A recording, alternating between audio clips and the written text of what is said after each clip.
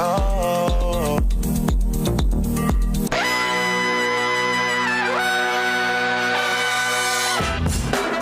Good morning, sweet world, and welcome to the No Dunks podcast on the Athletic Network. It's Tuesday, March 19th, 2024. I'm Jay Eastkeith here in the Classic Factory, and alongside me, as always, Tass Mellis. Fan of No Dunks and Dunks, obviously. This one's for you. Next to him, it's the bearded one, a top shot hot boy, Trey Kirby. Hey-o. Hey-yo.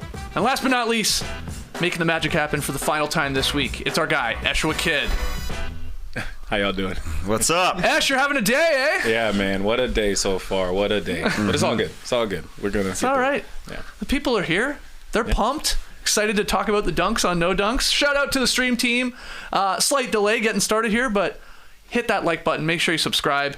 Leave us a 5-star rating and review if you are a podcast listener. And hey, check out Tass on the latest Is This Good episode with Matty O and JD. Some larfs were had. I fired that one up yesterday. That link is in the show notes. But before we get into the dunks, we had another wedgie, which is great. Wedgie number 47 on the season. Credit to Thomas Bryant with the big block wedgie there on Kelly Oubre Jr., who was trying to dunk it home. That one really lodged in there. Nice. So 47 on pace for 59. WedgieTracker.com breaks it all down as we try and set the all-time record for most wedgies in a season. Thomas Bryant loved it so much he clapped. Yeah. 3 hard For himself. claps. Yeah, it's good stuff there, Thomas Bryant. Okay, let's get into what you got. What you got? What you got? Everybody knows where we're starting today because we had 2 Dunk of the Year contenders submitted within minutes of each other last night in Salt Lake City.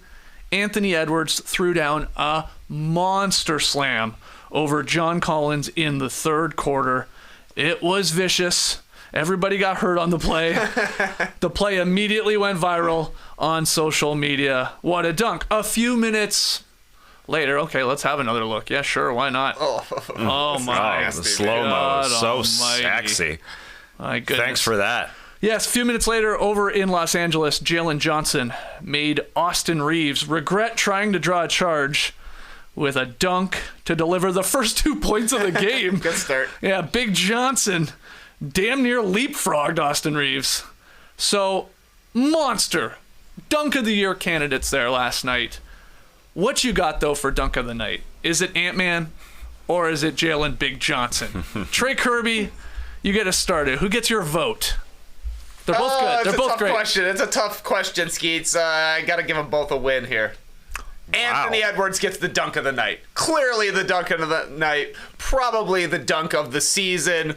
Both him and John Collins had to get examined afterwards. Yeah. Dislocated finger for Edwards, and then John Collins had to go into the concussion protocol. They found out just a bruise from basically getting the finger to the face from Anthony Edwards. But the Jalen Johnson, to me, gets poster of the night because the picture of it is ridiculous. Him dunking on Austin Reeves, putting the dick in ridiculous. Big Johnson going full on groin to face here for Austin Reeves. It just looks terrible. For Austin, though, things turned around for them, the Lakers, after this. Whereas with Anthony Edwards, his dunk was like a turning point in the game. Yeah. He threw it down, and the Wolves kind of took over from there. So I think they both get honored for this. Dunk of the night to Ant, but poster of the night to Jalen Johnson. A hilarious still frame. Yeah, that was so fun to watch. It reminded me of Vince Carter over Frederick Weiss, jumping over a man. That being said, although it's cool, the other one is so much more vicious, so much more violent. You try and get a block from John Collins. Poor John Collins. That one's a dunk of the year, easily, just because of how violent. And that was violence on a basketball court. It really, really was. For Anthony Edwards to come out and say, I couldn't react because I dislocated my finger. Well, that's because you poked it in John Collins' face, who was holding his eye afterwards. But that was so much more cooler. Just the whole thing, to me. Kids were asking him for his shoes after the game, and he said, this is the first time I wore them. I don't want to give them to you. See how cool. That is just cool because he knows. And Anthony Edwards has done that in his career. Like the dunk on Utah Watanabe, like those types of dunks. Jalen Johnson's awesome, but it's a man standing there. Yeah. Kind of remind me of the dunk contest a little bit. Dunk over somebody just standing there or sitting there in Jaylen Brown's situation. This one wins. Anthony Edwards wins. Yeah, it's definitely a very mean dunk, Ant-Man, on Collins. Collins jumping way too late when he went to go up and try to contest it. Anthony had already taken off from so far. And then, people were like, man, he hurt his finger. He must have hurt it on the rim. And you're like, no, it's his other hand that he poked in John's cheekbone, where then he went back to the locker room and sort of popped that finger back in place, taped it up, returned to action, and then, Trey, you said it, was pretty dominant here in the second half in a win for the Wolves. Reminiscent a little bit, Anthony Edwards' dunk, of Blake Griffin on probably Kendrick Perkins even more than Mozgov, because it was a thrunk. You know, it's a throw plus a dunk. It's a thrunk. It's just a variation of a dunk. I also was reminded of the poster that wasn't a dunk, Ja Morant over Kevin Love. That, to me, the Anthony Edwards dunk was almost like if that actually had occurred and Ja had, like, successfully pulled off that one, this is what it was. Because there's some similarities. The spreading of the legs, the extension, obviously the athleticism from those guys. But he did it in the thrunk variety. But holy crap. It was cool that they had just happened within, like, I don't know, was it 10 or 15 minutes of game time with that one in the Jalen Johnson one starting at the start of the game. Yeah, John Collins really goes for that block. And he can jump, but he kind of, at the end of it, he knows that he's getting dunked on. So that part is awesome too. Yeah, strictly violence in that one. We saw Jalen Green do it the other day, like last week. Cocked it back, a little with the off arm, but this one was even more intense. That was cool. Yeah, and then all the reactions from players on the floor, like Kyle Anderson, people in the stands. I mean, these are Utah Jazz fans, but you're seeing their reactions to it. And then, a guy on the ground, another guy, like, looking at his offhand. Oh, God, I screwed it up. Like, there was just so much going on in this. And I guess, should Austin Reeves almost be happy that Anthony Edwards dunked on John Collins last night? Otherwise, this is the number one play on the NBA.com top 10 list and stuff like that. It got overshadowed a little bit. Oh, yeah. Because it happened first and it was more violent and probably ultimately the better actual dunk. And everybody loves Anthony Edwards. And people don't know quite as much about Jalen Johnson. Also, the Lakers went on to win. I don't know how much that factors into it, but it could easily get lost after watching the Anthony Edwards dunk. What a landing by this guy. He just goes up without any plan on these sort of things. Same with his block. He's like, I'll figure it out in the air. He comes down hard on his left leg, but it's just his finger that's hurt. So, like, I don't know if there's actually a way to hurt Anthony Edwards. He's going to maybe, like, break his face on the rim. But I guess he hit his head on the backboard and was fine afterwards. Came down hard, landed on his wrist, was like, my wrist hurts, but didn't miss any time at all. Yeah. He's indestructible. An old segment back in the day was we would take an NBA player and say, are they more like a cat or more like a dog? I believe it was Mike Conley that said, Anthony Edwards is like a cat. The way he lands. He always lands. Yeah. And, he even called it, Mike Conley, like the best dunk he's ever seen in person, probably. Witnessed right there. So that's saying something. This guy's been around for a long time, seen some good dunks, but I guess he's a cat. But he's got the dog in him, so this is a tough one with Anthony Edwards. He's got the cat on his team as well. Yeah, that's right. And he has a good pet dog, doesn't he? Yeah. Isn't his dog's name Ant? Yeah. Oh, Jesus. Yeah. Boy. The dog has Anthony Edwards in him, literally. But he said he couldn't react because he hurt his finger. Poor guy. He landed so well, but it hurt him so much that his finger just forced him to not be able to laugh, to jump around. Sort of so made I guess it he was cooler hurt. in a weird way. It was like, I gotta go back to the locker room. I just baptized the Baptist there. See you later. I'll be back. Yeah, Jalen Johnson, he stared at Austin Reeves a little bit. Quick walk over him. First 2 points of the game is the weirdest part of that dunk. That's how they started that one in LA. He also had another great dunk, Jalen Johnson. Not on anybody, but like a backdoor cut, baseline reverse. Get this guy in the dunk contest moving forward. Hopefully Ant as well. And Ja. All of them. Those were awesome. Awesome dunks. Let's hear from you. Which one of those two from last night would get your vote? I would imagine you threw up a poll. It would be heavily favored towards Anthony Edwards. We don't have a poll up? Oh, good. I think we all have a poll up right now. 84% of people are saying Anthony Edwards. Yeah, I was going to say 80, so even more. That makes sense. And even like they showed him the dunk after the game, and he's like, "Ooh, ugh!" Like he's like, it's. He got his chance to trash talk John Collins then. Yeah. Yeah. All right. And he sold some shoes, I'm sure. Yeah. Those are nice shoes. Let's get to the actual games a little bit here. Anthony Edwards did have 32 points, 8 assists, 7 boards to lead the Wolves over the Jazz 114-104. He scored 25 of his 32 in the second half, including the dunk of the year, to help the Wolves pull away late. So that win moves Minnesota back into second spot in the Western Conference standings.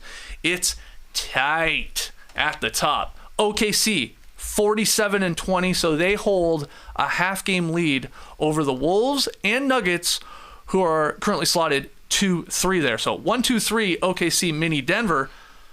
I need you to predict, Tass, the West #1 seed in this What You Got. Thunder, Wolves, or Nuggets? Where are you going? It really is a race.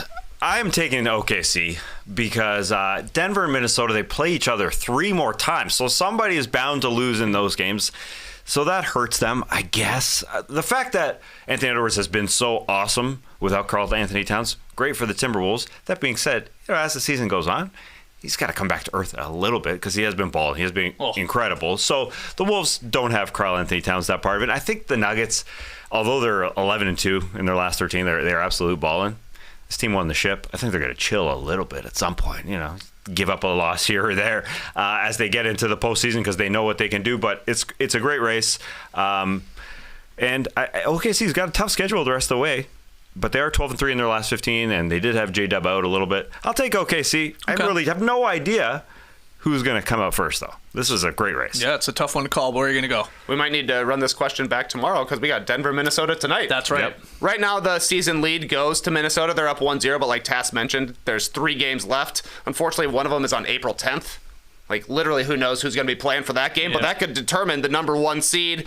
I actually got OKC finishing 3rd just because they got a really tough schedule. 8 of their last 15 are on the road. They got a 5-game, East Coast trip, which will be a tough one, though they've been pretty solid away from OKC as well. All the playoff probabilities things say it's probably going to be Minnesota who finishes with the #1 spot, and I'm taking Denver. You're taking Denver. What'd you say, 11-2 since the All-Star break? Yeah, that's good. They good. lost when Nikola Jokic missed the game winner, lost in overtime, and then they lost when Jamal Murray took a shot too early, and then Kyrie Irving hit a left-handed shot from 20 feet away. So I think they could easily be 13-0. Maybe they gave up their games early in the season and turned it on the second half here. They have. That's kind of what I think has happened, and it looks to me like they want the #1 seed, and they've got the best guy going. So give me Denver. I think I'm with you. Of the 3 teams, Denver probably has the easiest remaining schedule because it includes 2 games against San Antonio, 2 against Memphis, 1 at Portland. So those are possibly some gimmies there. Minnesota has 8 games remaining against teams above 500. It's a big game tonight. Denver, huge Minnesota, game. Huge game. They play twice more after that in Denver, which maybe favors the Nuggets. It's going to be, it's going to come down to possibly these season series and who has the advantage between all 3 squads here. But I'll go Denver, mainly because we're all told that Jokic was sending a text to everyone that we're going to get the #1 seed. So I feel like they want to back up their MVP guy and go get it. Like, they weren't even going to the White House. Like, they're turning down the chance to go see the president and all that. Like, no, we got to lock in on the #1 seed. So now you got to take care of business. Go. Yeah, that's right. Yeah, they were supposed to be there yesterday, I do believe, which is a day before them playing Minnesota, and they said no. We're not going. We got missions to handle. So they have gotten better after the All-Star break. They're ready for the postseason, so it definitely could be them. All right, moving to some other games. Karis LeVert, Jared Allen each scored 23 points as the shorthanded Cavaliers fended off a late push from the Pacers. 108-103 victory. Cleveland played without 3 of their regular starters, including Donovan Mitchell. Meanwhile, in Philadelphia, Tyrese Maxey, 30 points, 10 assists to help the Sixers beat the Heat 98-91 in a potential preview of possibly an NBA play-in game. So more impressive win. Cavs very shorthanded, or the Sixers obviously missing their star guy in Joel Embiid still. TK, what you got? It's the Sixers for me because I don't think they probably were favored going into this one against the Heat, but they got the win, moved them up to 6th, and dropped Miami to 8th. So kind of the results of the results are what pushes it over the top for me. I did love the Kyle Lowry revenge game. 16 points, 3 threes. He hit a huge 3 with about 3 minutes left after Philadelphia went ice cold, and then he had another tough layup as well because Buddy Hield was going crazy. I kind of thought in the 4th quarter this guy was just chucking wild threes, mixed some layups. Buddy was having a weird one in the 4th quarter, but Kyle Lowry slowed it down, and he allows Tyrese Maxey to play his full game. Rather than having to be the all-time point guard, the all-time distributor, Lowry handles the ball, which allows Maxey to play off ball. Maxey's great with the ball in his hands, but he's even better when he gets to play catch and shoot or attack like a bent defense or come downhill. He just looked really great. I thought Kelly Oubre played a really solid game. He was scoring, he was cutting. They need his freelance abilities, especially with Embiid out right now, and he's just such a much quicker decision maker than Tobias Harris, because Kelly Oubre gets it. He's like, how am I going to score? It's a matter of figuring out if he's going to just chuck it right away or drive to the hoop. Whereas with Tobias Harris, it's like, I'm going to dribble 18 times before I maybe take a 15-footer. But I also thought Kelly Oubre was playing defense. He had a block on Jaime Jaquez in the post with about 36 seconds left. Philadelphia up 4. And then Kelly Oubre started signaling for a first down going the other way. I like to see that. 5 blocks on the night from Oubre. Also took some smart shots, and they got a nice performance from Mo Bamba as well. One of the best Bamba games I've ever seen in my life. Wow. I don't really keep tabs on Mo Bamba, but he looked good. Defending, shooting threes, and actually passing the ball pretty well. So I thought the Sixers, I wouldn't have expected them to beat the Heat because they've really been struggling lately. I know Miami's not playing very well either, but they had a lot of guys available. They did, yeah. No Jimmy Butler in this game, so that was a part of it, but it was great to see Oubre playing defense on Jaime Jaquez, who tried to sell that block. He tried to kind of fall over, and it appeared like both these games here that both the referee sets they heard that message from the league office. Let these guys be a little bit fickle. The reported message from the league office was, just let it happen a little bit more. And Jaime Jaquez even went to the floor. Quite often you see that sold about Kelly Oubre, great block. Same thing happened at the end of the Pacers game against the Cavs, where Pascal Siakam was sort of on the sideline and George Niang just using his body and his girth just to get a little closer. Siakam kind of fell out of bounds. They called a foul on George Niang. Now we're going to challenge that. And it was overturned because George Niang was just getting in the space of Pascal Siakam. So very odd in both those situations. But I would also take the Philadelphia 76ers, Kyle Lowry, a revenge game against the team that dropped him. For sure. He looked like peak Lowry at times. With 16 points in this game, there was the play where he got cut off in the lane. Oh, what am I going to do? Spin back and hit a shot. That looked like peak Lowry. 3 in the lane. Then that play where he was on a fast break and Caleb Martin, awesome play to dive for it, and he was kind of behind Kyle Lowry, so Kyle Lowry just jumped backwards and got a foul. Very cool. That was an ultimate grift from Kyle Lowry. That was a Lowry. Even he was laughing at that one. He's like, I've never done that one before.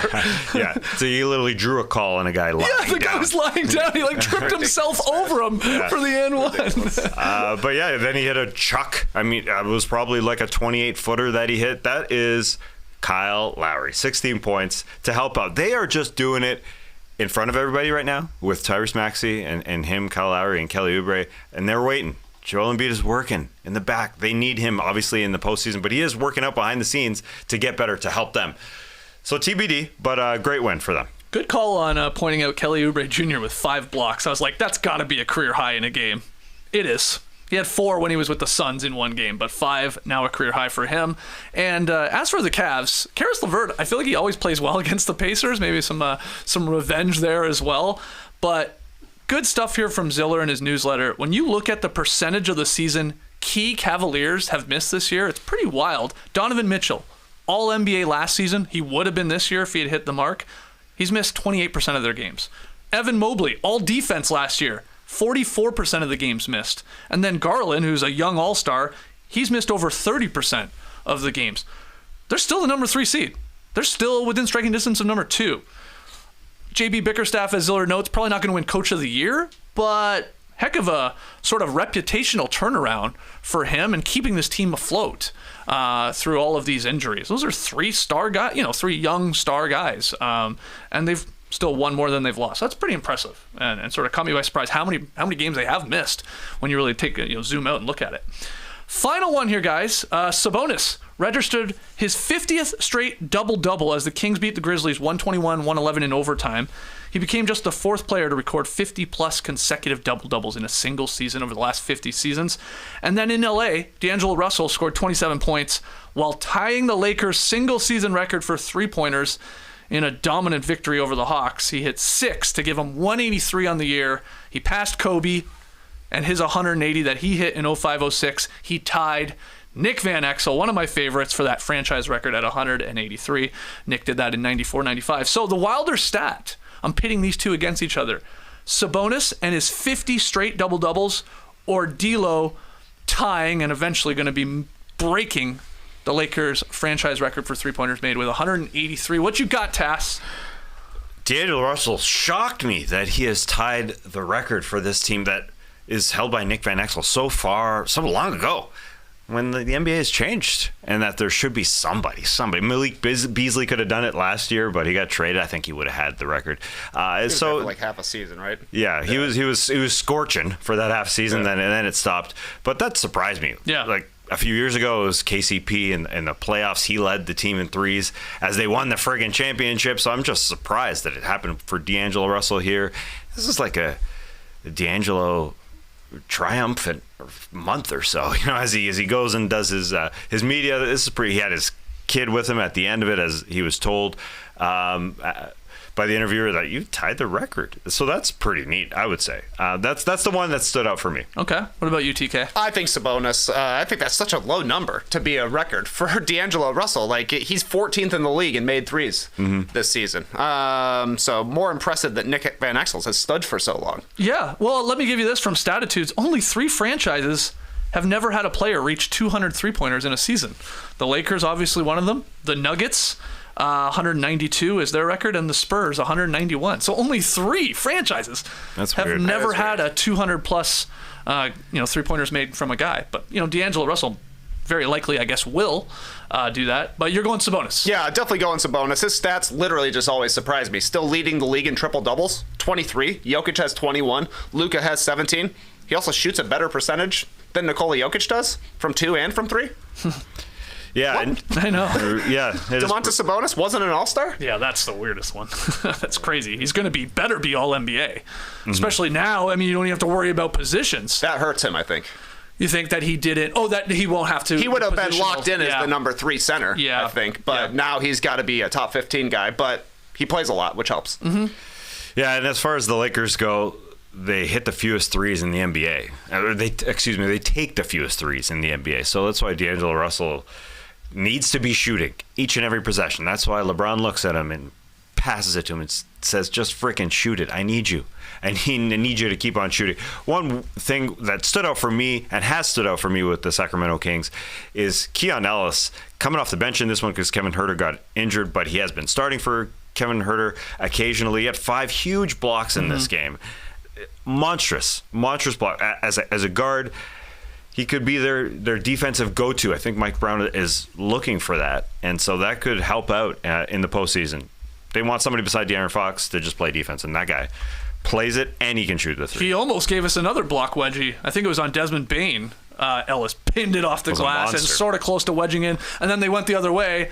And was it Fox that chucked it over his head to Malik Monk, who threw down a 2-hand slam? It was an awesome double-ender there, as Lee Ellis used to call them. I haven't heard a double-ender for a while. Huge play. There was a lot of great plays last night. But it took overtime, but they got it done. I mean, that could have been another brutal Kings loss. You don't love that it took an extra 5 minutes, but took care of business. Malik Monk, I mean, honestly, another game where he saved him. He's incredible, like, down the stretch. And I do think we'll win 6th Man of the Year. And Sabonis, it's a good point about All-NBA. Like, will people... I mean, hopefully there's room for maybe both of them, but like Anthony Davis or Sabonis. There will be votes for Anthony Davis for All-NBA for sure. I think he's hit the mark now. He played, no goggles. Cornea was okay. But man, that would be really weird if Sabonis is not on one of these teams. I mean, I had him as, when we last did this, I think I had him on the All-NBA 2nd team with guys like Kawhi and stuff like that. So we'll see. A month to go, but 50 straight double-doubles. It's a lot. That's incredible. I don't see why, unless an unfortunate injury happens here, that he won't continue to have a double-double for the rest of the year. Somebody's got to keep him off the glass. Like every game. One guy to worry about. Rebounding. Yeah. Yes. But he is a beast. Let's see what they got. De'Aaron Fox, 10 assists. Did you see the assist? We know our man Tom Habistrow has been checking out these assists. Are they real assists over the years? He passed the ball to Malik Monk, who was probably like 40 feet from the basket. And Malik Monk dribbled into the paint and scored. How do you give that an assist? I just don't understand how you possibly give an assist. Haberstrow's got to be on that. What the heck? They're goosing the numbers there. What the heck? Oh, my God. I was trying to think of something cool to say, to have an assist pun there, but I just went, what the heck? What pass was that? Nah. What the ass was that? What the pass was that? There's something. What the pass was that? There's something weird. What matchups does Sabonis have to worry about on the boards? I thought you were doing some. Not a lot, honestly. He's gonna do it, I think. He very well might. I would say that at Orlando on Saturday, this coming Saturday, March 23rd, is maybe the biggest question. They got a pretty big front line, and it will be their third game in 4 nights on the road. That could be a tough one. Okay. But other than that, I guess they have a game in New York against the Knicks in early April. That could be a tough one. They're a pretty solid rebounding team as well. Otherwise, though, it's they got 15 games left. He could stretch this thing to 65. Jesus. He averages 13.7 rebounds per game. Gobert's next, 12.9. So, we're talking nearly almost a full board a game more than Rudy. Board. And AD and Jokic also over 12. It's amazing with the Kings. They need him to board. Their second highest rebounder is Keegan Murray with 5.4. Yeah. He gobbles him up, this guy. Yeah. He is an ox for a reason. All right, that's a little what you got. We're going to take a quick break. When we come back, is this news? And we will lead with LeBron and JJ Redick's brand new podcast. Don't go anywhere. This show is sponsored by BetterHelp. What's the first thing you'd do if you had an extra hour in your day? A lot of us wish we had more time. But time for what, huh? What would you do? The best way to squeeze those things into your schedule is to know what's important to you and make it a priority. Therapy can help you find what matters to you so you can do more of it. It can be empowering. It can just simply be clarifying. Just a little clarification in the brain. It can just help you understand what you want to do from day to day. Hold on, is this a therapy session? Feels kind of good for me. Just talking about things. What do I need to do? Yeah, I'm helping myself right now. I'm starting to feel better just talking about therapy, frankly. It has helped me in the past, that is for sure. If you're thinking of starting therapy, give BetterHelp a try. It's entirely online, designed to be convenient, flexible, and suited to your schedule. Just fill out a brief questionnaire to get matched with a licensed therapist and switch therapists anytime for no additional charge. Learn to make time for what makes you happy with BetterHelp. Visit BetterHelp.com/NoDunks today to get 10% off your first month. That's BetterHelp, HELP.com/NoDunks. All right, I told you we'd be back in a hurry. Let's get into Is This News?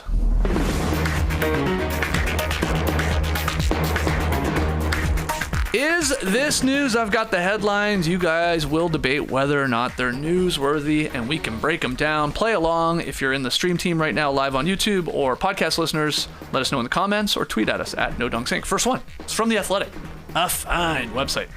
LeBron James and JJ Redick teaming up for a new basketball-centric podcast. Is this news? Mind the Game. Episode 1 dropped this morning. What do you think? Another basketball podcast. Oh, this is news. Okay. This is definitely news. This is news in the NBA world and also in the podcasting streets. Competition is getting tougher and tougher, Skeets. Oh, you're telling me, man. But LeBron's going to have to record a lot of episodes to catch us on the all-time podcasting leaderboards, isn't he? JJ Redick might be catching us pretty soon, though. This guy's got 1 billion podcasts. It pumps them out, man. Yeah, I mean, I watched the first clip. I listened to a little bit of the first episode because I didn't know it was out. I knew it was coming, and then it was suddenly out this morning. But I'm going to be very interested in these because it does feel like this is going to be an education. You're going to hear about LeBron talking about bomb plays, not bombs over Baghdad. Baseline out of bounds. I thought we all called those blobs. So did I. I'm already learning. Guy called screen the screener, pick the picker. I got to change up everything now? I'm going to learn all kinds of new terminologies. But it is interesting because I was wondering, just seeing the clip, hearing LeBron talking about the inbounder should take the guard, go into the corner, and then his guy, the X5, should take the inbounder. I was like, you're going to need some visuals to actually understand what these guys are talking about. Some of those visuals, apparently, just JJ drawing up sets on a clipboard, and some of them will be possibly licensed footage. I don't know, LeBron. I don't know if LeBron was getting those ones cleared because they were under 10 seconds. Very smart. Somebody knows how the YouTube claims work. But yeah, this is going to be interesting to me. I love this stuff, hearing these guys talk actually about basketball. At some point, you're going to get into LeBron talking about like how he scores and what he thinks when he gets the ball in the post, things you can actually learn from. So should be interesting.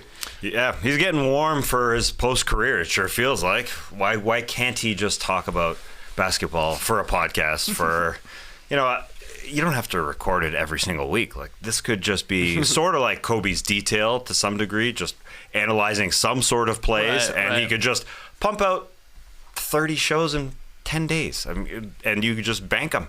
Yeah, they've already done 2, I believe. Right. They bank, or they recorded them, of course. So a second one will be coming soon. This is like a pilot for me because they needed more visuals. Absolutely needed more visuals. Let's draw these things up. Let's figure these things out. But it's going to be LeBron explaining every play he's ever had, or the way he thinks about some particular play and what happened in that particular play. Just talking about it with JJ Redick. So it's going to be great. But I do think it's a pilot for next season. I mean, I don't know. 2 shows now before the playoffs, when LeBron gets into the playoffs and will not be recording anything. Right, because he usually cuts off from all media and all social media, and I assume that includes recording podcasts. Yeah. Good point. You can argue LeBron may not be in the playoffs. I'm sure people, the anti-LA people are watching and saying that currently as I said that. However, I do think this is long term, and JJ Redick, he keeps on growing that media center. Mind the game. I fired it up this morning when it was released at 4 a.m. Eastern time. Got the notification turned on. I was like, I popped right out of bed like the Undertaker. Time to listen to another basketball podcast. It was good. I mean, surprise, surprise. It's like good production. It's these 2 geeks talking about basketball. My takeaways from it, I don't think I'm spoiling anything, but first off, this is just going to be like meme gold, right? A lot of stuff's going to get pulled from this, some funny things. I love them drinking wine. That was always making me laugh. Like at one point, JJ just stops and goes, cheers, man.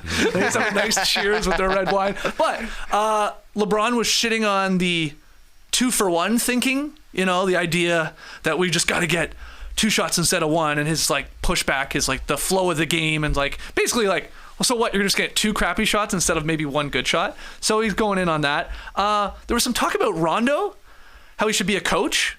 And he was surprised because they're talking about like basketball IQ, and JJ's asking him like, who are the smartest basketball players you ever played with? Rondo right away. And we've heard that before. So the idea of like, I guess he just doesn't want to coach because he easily could be. And then there was lots of love for Steph Curry and Allen Iverson from LeBron in terms of guys that have like sort of changed basketball or impacted basketball, like the youth sort of falling in love with how they play and how cool they were and stuff like that. So that was sort of cool. It was a good listen. No, first show, good stuff. Can't wait for the next one, but there's just going to be some funny things, especially like LeBron haters are going to love it because they're going to like, they're going to pull this clip, or maybe he lies about something. That's the going joke that he always like, he just knows or goes back and pretends to know. So it's going to be content gold. There are going to be full podcasts just about these podcasts. Oh, sure. Oh, yeah. Sure. Yeah. Like reviewing LeBron's podcast. Yeah. Because if you're a Lakers fan, you literally have to listen to these. Yeah. Because he's going to be, it's like similar to Draymond's podcast where he goes on the games like as soon as they happen and explain what happened in the game. LeBron's going to do similar stuff. Mm-hmm. And he's got such a great recall that you're going to be able to like pull the plays that he's talking about to see what he saw. Yeah, that's a good point. Yeah. Pull those plays. That's exactly what you need to do. And he's just going to, bring them up in his head and how he breaks them down. It's going to be super fun. I like how the wine bottle was blared out. The label was blared out. You couldn't see it. It was blurred. It was like, what are they doing? They didn't want to have the wine bottle out there. They're looking for a wine sponsor. Somewhere sure. Deep in the archive. They're recording in front of those wood. That it looked like wood. Huge boxes, like crates or something. The crates, yeah. I love the set. I just love the set.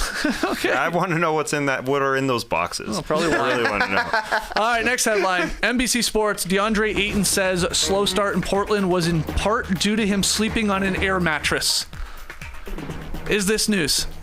He's killing it right now. I guess he's in a real bed again. But is this news? DeAndre Ayton, this air mattress part getting pulled, obviously, from a bigger story. But what do you think? No. Okay. No, this is not news, but it is pretty funny because the only time I could remember hearing stories like this or getting trapped in an ice storm were with Kwame Brown when he was a rookie. There was a story that he went to a French restaurant, couldn't believe they didn't have French dressing, and then took French dressing with him any other time he went to a French restaurant. He ate Popeyes for every meal because he didn't know how to shop for groceries. Right. And of course, he ran out of clothes because he didn't know you had to wash your clothes. Right. Or how to do laundry. So Right. he'd just go buy new suits. He was 18. DeAndre Ayton is 26 years old, just about. Yeah. Yeah. He could have gotten a new mattress. A bed. Yeah. Yes. He doesn't even need a bed. He could have just gotten a mattress if he wanted to. Right. There's no reason for a multi-millionaire 7-footer to ever sleep on an air mattress. Sure. Yeah, he was traded on September 27th. So right before training camp, you can feel bad for him in that he needed to get used to things to be able to play well. But at the same time, how do you not have a bed? Really, I mean, that's what it comes down to. If you want to play really well and know that you need to sleep to play really well, you basically just say, hey, Sons and Movers, I'm just naming some company, but just come take my bed here from Phoenix and put it in Portland, and they'll be there in 2 days. And for the entire training camp, you could be sleeping in your bed. Was that Sons and Movers SONS? Yeah. Or SUNS? Yeah, that's a good call. Yeah, very good call. Sons yeah. and Sons? Yeah. Yeah. Okay. No, you're right. I was thinking local, yeah. And his numbers are exactly the same year to year. So, I mean, nothing Wow, really changed. he's on a tear right now. Yeah, he is on a he's putting tear. up But they're some huge basically, numbers. they ain't that different entirely. Look, Yeah.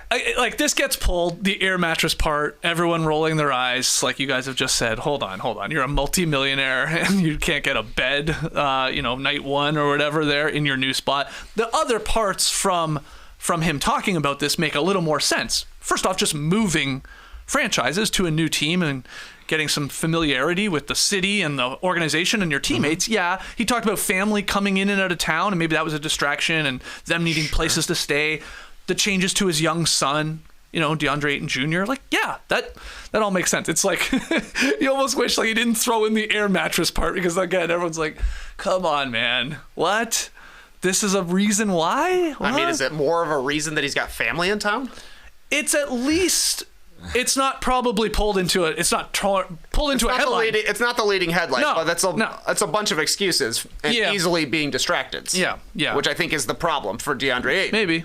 And so he just keeps adding to it and piling on and piling on. He better have a great season next season. Now that he knows what bed he's sleeping in, he's got the family in town. I mean, the numbers are slightly different, but they ain't that different. The whole ice thing where he couldn't get out of his house because it snowed and there was ice everywhere. I buy that. Entirely true. Portland didn't know how to deal with that ice. Okay. Except for everybody else on the Blazers. Right. Yeah, except for everybody else on the Blazers. But it depends on the area that you live in. It depends on your car situation. Okay, whatever. That's true. I just didn't feel. Yeah. I didn't feel. I felt that was real. This is okay. I would like some follow up to this.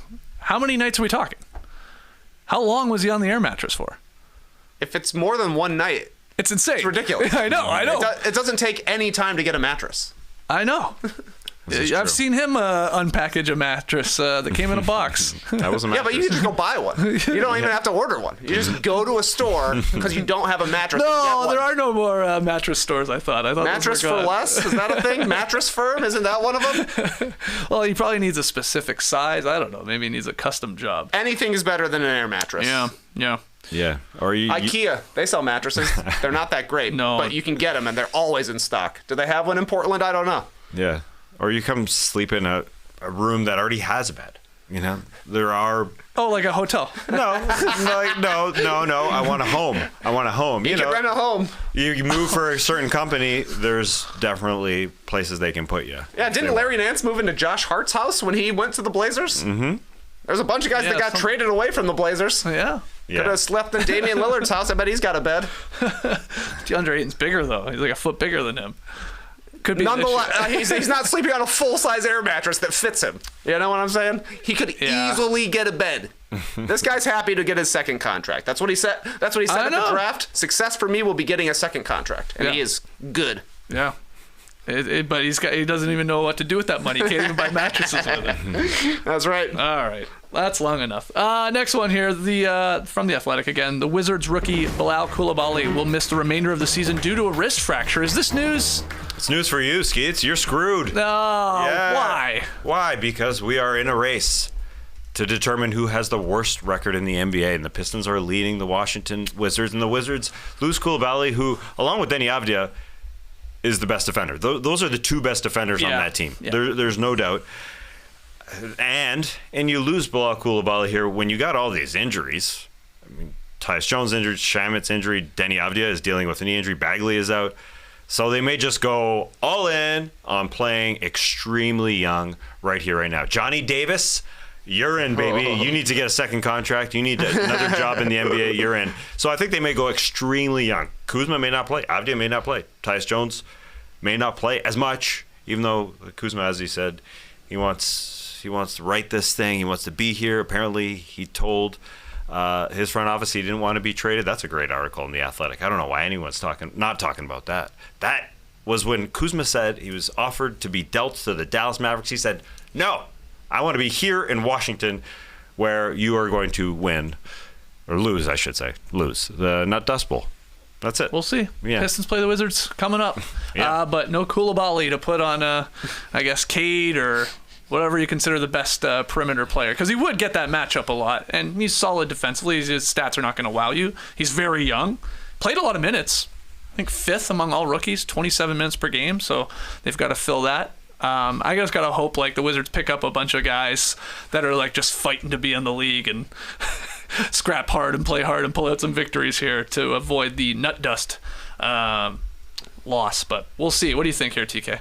Well, Coulibaly was actually further along this season than I thought he was going to be. Is he the youngest player in the league? It's got to be close. I think so, yeah. He's not even 20 years old yet. Yeah. Shot almost 35% from 3. I thought he would be lucky to be in the high 20s just because he wasn't pegged as a shooter coming from Mets 92. Could actually do some stuff with the ball and then had crazy long wingspan as well. Almost a steal and a block per game, and he's just basically running around out there. So, I mean, the Wizards, their season is sunk. They've got one big game left on the schedule, and it is against Detroit to see who finishes with the worst record in the league. You would rather have him than not, but I guess it is Johnny Davis time. I told you guys not too long ago, I saw live Johnny Davis hit a 3. Like, I was watching the game, and he made a 3. That was crazy. Was that in this where where Coulibaly got injured? It happened against the Bulls. So that was before. It was, who did I watch them play? I watched them play a bad team. I don't know why I have this game on, but I literally saw him hit a 3. I was like, what? That's amazing. Coulibaly, he's going to miss the remainder of the season, but he will be back in theory, at the start of next year, and they're going to be very, cautious with this. Again, super young. They're not playing for anything.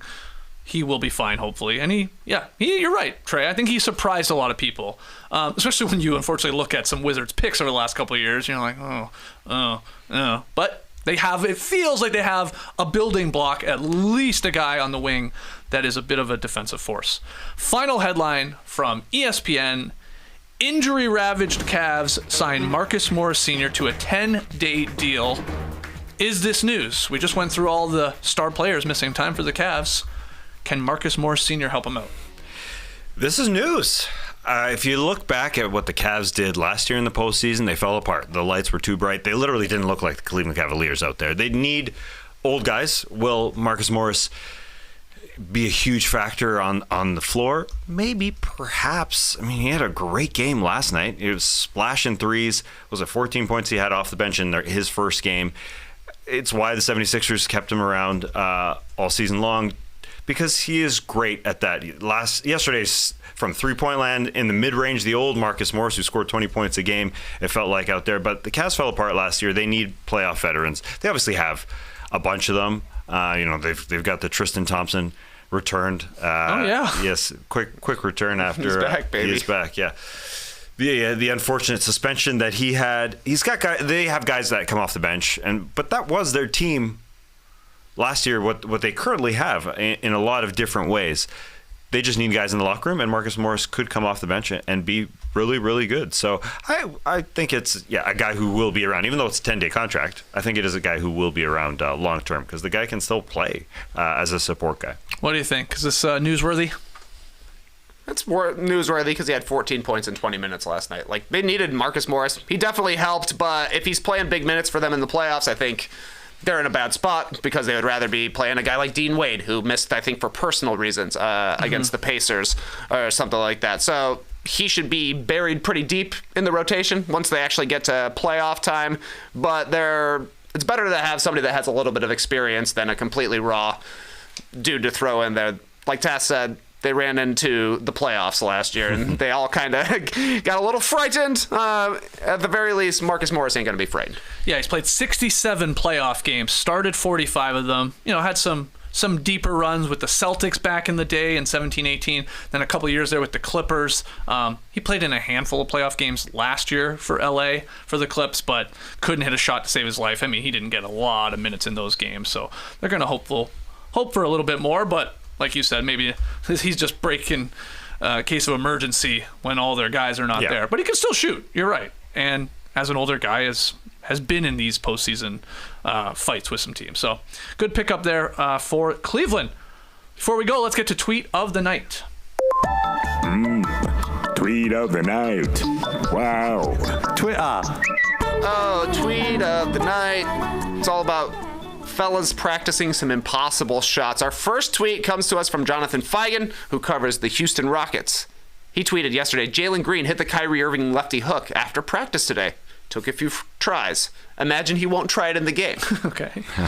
Dare him. Yeah. Dare him. Oh, yes. And our own Will Guillory tweeted this. Trey Murphy working on the Kyrie shot after practice today. Hit it. Hey, look good. Look pretty good. Look at the celebration. He's excited. Like Jordan hitting the jumper to win it against the Cavs back in the day.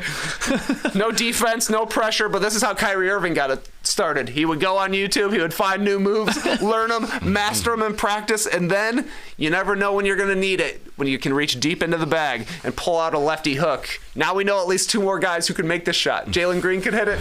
Trey Murphy could hit it. I think Jalen Green is more likely to shoot it in the game, if I'm being quite honest. Nonetheless, if this becomes a thing, if players start shooting lefty, one-hand hook shots, that'll be a problem, I think. Will we call it the Kyrie? I mean, yeah. I guess we'll have to. Yeah, exactly right. It's like, it used to be Tracy McGrady was the only guy who would go off the glass to himself. Right. And he would only do it in the All-Star game. And then people realized, wait, you can do this in the game now. You can just do it. Now Chet Holmgren does it. It's like he's a rookie, just doing it, no problem. It could happen. Mm-hmm. I'm not saying I'm not calling that this is going to become a common shot in the NBA, but this is not the last time we've seen a lefty hook from a right-handed shooter. Okay. Yeah. Wow. Well, it's the first thing I'm going to do when I play pickup hoops tonight. I'm gonna before everybody shows up, I'm gonna practice this shot a few times. Going to be difficult in this one gym we play in with no lines. Yeah, no lines. Weirdest gym in the world. Very weird to play basketball on. No lines. You don't really know where you are. It's a big man's game on this court, but it's fun. Yeah. What were you gonna say though? And shooting a lefty hook is a big man's game, but shooting it from 22 feet on the run, that's freaking far.